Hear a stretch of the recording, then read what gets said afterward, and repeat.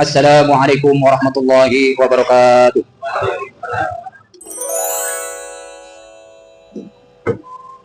Innal hamdalillah nahmaduhu wa nasta'inuhu wa nastaghfiruh wa na'udzu billahi min shururi anfusina wa min sayyiati a'malina.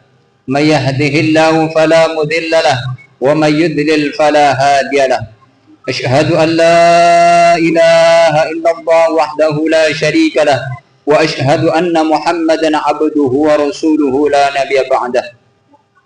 Allahumma fassalli wa sallim wa barik wa karim wa majid wa azim ala sayyidina wa nabiyyana wa habibana wa syafi'ina wa karimina wa zuhrina wa maulana Muhammadin sallallahu alaihi wasallam. Amma ba'du, faya ayyuhal hadirun, usikum wa nafsi bitaqwallah wa ta'atihi la'allakum tuflihun. وقال تعالى في كتاب الله: أعوذ بالله من الشيطان الرجيم بسم الله الرحمن الرحيم يا أيها الذين آمنوا اتقوا الله وقولوا قولا سديدا يصلح لكم أعمالكم ويغفر لكم ذنوبكم ومن يطع الله ورسوله فقد فاز فوزا عظيما. وقال أيضا: سبحان الذي أسرى بعبده ليلا من المسجد الحرام إلى المسجد الأقصى الذي باركنا حوله لنريه من آياتنا إنه هو السميع البصير. صدق الله العظيم وصدق رسول حبيبنا الكريم ونحن على ذلك من الشاهدين والشاكرين والحمد لله رب العالمين. معاشر المسلمين وزمرة المؤمنين رحمكم الله. Alhamdulillah, segala puji hanya milik Allah Subhanahu wa ta'ala ala kulli hal, atas pemberian segala hal yang Allah berikan kepada kita. Di antaranya adalah nikmat taufik hidayah serta inayah yang Allah berikan kepada kita, serta a'zamun ni'mah, nikmat yang paling besar di antara nikmat lainnya adalah nikmat iman, nikmat Islam, nikmat takwa kita kepada Allah Subhanahu wa ta'ala. Terbukti pada siang hari ini karena rahmat dan karunia Allah berikan kepada kita, sehingga kita dihadirkan oleh Allah Subhanahu wa ta'ala, sehingga kita dapat hadir di masjid yang mulia ini untuk sama-sama fi awamirillah, yaitu menjalankan perintah Allah Subhanahu wa ta'ala. Nikmat yang kedua juga tidaklah penting, yaitu nikmat kesempatan, nikmat kesehatan yang Allah berikan kepada kita. Karena dengan nikmat tersebutlah sama-sama kita juga dihadirkan Allah Subhanahu wa ta'ala dapat melangkahkan kaki kita, yaitu menjalankan sholat Jum'ah berjamaah. Ini tidak bukan minta lain, karena kesempatan dan kesehatan yang Allah berikan kepada kita. Ni'matani mahbunun fihima katsiran minan nas as-sihat wal faraha. Ada dua nikmat, kata baginda Rasulullah sallallahu alaihi wasallam, yang sering dilalaikan umat manusia. Di antara dua nikmat tersebut adalah nikmat sehat dan nikmat kesempatan yang Allah berikan kepada kita. Patut kita puji syukur kehadirat Allah Subhanahu wa ta'ala atas pemberian segala nikmat Allah Subhanahu wa ta'ala terhadap kita. Salam salam sama-sama kita sanjungkan kepada baginda Nabi penghulu alam, Nabi besar Muhammad Rasulullah sallallahu alaihi wasallam, yang telah memberikan kepada kita cahayanya minaz zulumati ilan nur, itu dari zaman kegelapan sampai zaman terang benderang seperti ini, yaitu cahayanya, cahaya agama yang dipancarkan oleh Allah Subhanahu wa ta'ala melalui syariat baginda Nabi besar Muhammad Rasulullah sallallahu alaihi wasallam. Seraya bersalawat Allahumma salli ala sayyidina Muhammad wa ala ali sayyidina Muhammad. Mudah-mudahan salat tersampaikan kepada baginda Rasul, kepada keluarganya atau ahli baitnya, kepada para sahabatnya, kepada para tabi'in, sehingga kita selaku umat insyaallah di akhir nanti mendapat syafa'atul izmahnya, amin ya rabbal alamin. Yang kedua, izin khatib untuk sama-sama berwasiat, introspeksi diri, wasiat bil khusus untuk diri khatib, yaitu sama-sama kita tingkatkan ketakwaan kita kepada Allah Subhanahu wa ta'ala.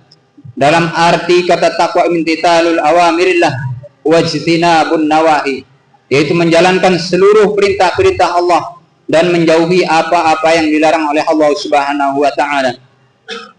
Ittaqillah, bertakwalah kepada Allah Subhanahu wa ta'ala. Ittaqillaha yaj'al lahu ittaqillaha haitsu ma kunta wa bisalihati ahsanatin tamhuha wa khaliqin nas bi khuluqin hasanin. Bertakwalah kalian dimanapun kalian berada, dan pergaulah dengan pergaulan yang baik terhadap sesama manusia. Wa may yattaqillaha yaj'al lahu makhraja. Bertakwalah kepada Allah Subhanahu wa taala, niscaya Allah akan memberikan jalan keluar terbaik kepada setiap kita permasalahan kita. Wa yarzuqhu min haitsu la yahtasib, dan Allah memberikan rizki yang tidak disangka-sangka. Wa may yattaqillaha wa may yatawakkal 'ala Allah fa huwa hasbuh, dan bertawakallah kepada Allah Subhanahu wa taala, niscaya Allah akan cukupkan segala apa-apa yang kita butuhkan. Amin ya rabbal alamin. Ma'asyiral muslimin wa zumratal mu'minin rahimakumullah. Tepat di malam hari ini, mengenang beberapa tahun yang lalu bahwa Rasulullah sallallahu alaihi wasallam diperjalankan oleh Allah Subhanahu wa taala sebagaimana firman Allah Subhanahu wa taala dalam surat Al-Isra. A'udzu billahi minasyaitonir rajim. Bismillahirrahmanirrahim. Subhanalladzi asra bi'abdihi lailan minal masjidil haram ila al-masjidil aqsa alladzi barakna hawlahu linuriyahu min ayatina innahu huwas samiul basir. Shadaqallahul azim. Maha suci Allah yang telah memperjalankan baginda Nabi besar Muhammad sallallahu alaihi wasallam dari Masjidil Haram ke Masjidil Aqsa alladzi barakna haulah, yang diberkahi sekelilingnya, linuriyahu, dan diberikan cahaya Allah Subhanahu wa taala, min ayatina, itu merupakan tanda-tanda kebesaran dari Allah Subhanahu wa taala. Maka dengan turunnya ayat ini memberikan gambaran kepada kita, memberikan kisah-kisah kepada kita bahwasannya kebenaran itu telah ada, bahwasannya baginda Nabi besar Muhammad Rasulullah sallallahu alaihi wasallam itu diperjalankan oleh Allah Subhanahu wa taala untuk sama-sama untuk diperjalankan menghadap Allah Subhanahu wa taala dalam rangka yaitu menerima perintah salat 5 waktu sebagaimana disahkan oleh di Maulid Al-Berjanji. Thumma usira bi ruhi wa jasadihi yaqdatan minal masjidil haram ila al masjidil aqsa. Kemudian bahwasannya Rasulullah sallallahu alaihi wasallam diisrakan bi ruhi wa jasadihi, artinya dengan ruhnya dan jasadnya. Maka pada zaman baginda Rasulullah sallallahu alaihi wasallam, kisah Isra Mi'raj ini setelah baginda Rasulullah malamnya telah terjadi Isra Mi'raj, kemudian di pagi harinya baginda Rasul mengisahkan, menceritakan kepada para sahabat-sahabatnya. Maka ada 3 kelompok yang menerima, yang ragu-ragu, yang menolak sama sekali bahwasannya Rasulullah itu telah gila. Tetapi dari 3 kisah itu, yang pertama, kelompok yang pertama adalah kelompok Abu Jahal, Abu Sufyan dan Abu Lahab, yang tidak menerima sama sekali cerita atau kisah atau nyata ini, wahyu Allah ini atau mukjizat baginda Rasulullah sallallahu alaihi wasallam ini, disahkan bahwasannya ini cerita hayalan. Ini adalah kelompok yang pertama.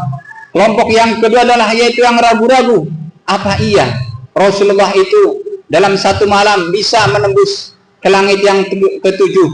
Oleh karena itu kelompok yang kedua ini yaitu Mu'tim bin Ali. Ini kelompok yang ragu-ragu. Kemudian pada saat itu Mu'tim bin Ali langsung menghadap kepada baginda Rasulullah sallallahu alaihi wasallam. Wahai Rasulullah, apakah benar engkau diperjalankan oleh Allah Subhanahu wa taala?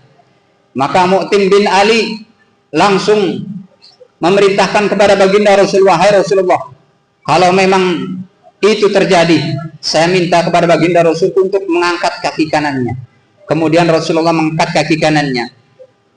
Kemudian yang kedua, Mu'tim bin Ali ini memerintahkan kepada baginda Rasul untuk mengangkat kaki kirinya. Kemudian baginda Rasulullah sallallahu alaihi wasallam tidak dapat mengangkat kaki kirinya. Artinya terbang saja tidak bisa. Ini Mu'tim bin Ali, kenapa baginda Rasulullah bisa menembus ke langit yang 7 menghadap Allah Subhanahu wa taala. Bahwasanya kelompok yang ketiga yaitu kelompok Abu Bakar As-Siddiq radhiyallahu an. Beliaulah yang meyakinkan dengan sidik mempercayai bahwa baginda Rasulullah sallallahu alaihi wasallam diisrakan dan dimi'rajkan oleh Allah Subhanahu wa taala dari yang langit yang pertama. Bahwasanya dikisahkan di langit yang pertama wa hijabihi ila samai qara'a Adam fil ula. Bahwasanya di langit yang pertama baginda Rasulullah sallallahu alaihi wasallam bertemu dengan Nabi Adam alaihi salam, kemudian sampai ke langit yang ketujuh. Baginda Rasulullah setiap langit menemui setiap nabi-nabi, Nabi Isa, Nabi Musa alaihissalam dan lain sebagainya. Bahwasannya baginda Rasulullah diberikan oleh Allah Subhanahu wa taala yaitu perintah salat 50 waktu. Kemudian baginda Rasulullah sallallahu alaihi wasallam disarankan oleh Nabi Isa alaihissalam bahwasanya umatmu tidak akan bisa menjalankan salat sebegitu banyak. Jangankan 50 waktu, 5 waktu pun berat, kata Nabi Isa. Bahwasannya Rasulullah SAW pun yang kembali memberikan keringanan kepada Allah Subhanahu wa taala bahwasannya perintah ini sungguh berat. Emang pada saat ini juga ada di antara umat Islam ini meskipun 5 waktu sangat jarang kita terlewat, baik subuhnya, baik zuhurnya, baik asarnya, baik isanya maupun maghribnya. Oleh karena itu sama-sama kita tingkatkan dari kisah ini bahwasanya salat ini sangat penting. Oleh baginda Rasulullah SAW langsung diperintahkan, dipanggil oleh Allah Subhanahu wa taala. Oleh Allah memerintahkan kepada baginda Rasul untuk menjalankan salat 5 waktu. Bahwasanya salat 5 waktu ini adalah as-salatu imaduddin. Waman aqamaha aqamaddin, waman tarakaha faqad hadamaddin. Bahwasanya salat adalah tiang agama. Barang siapa yang meninggalkan agamanya, barang siapa yang meninggalkan salatnya, maka sungguh dia meruntuhkan agamanya.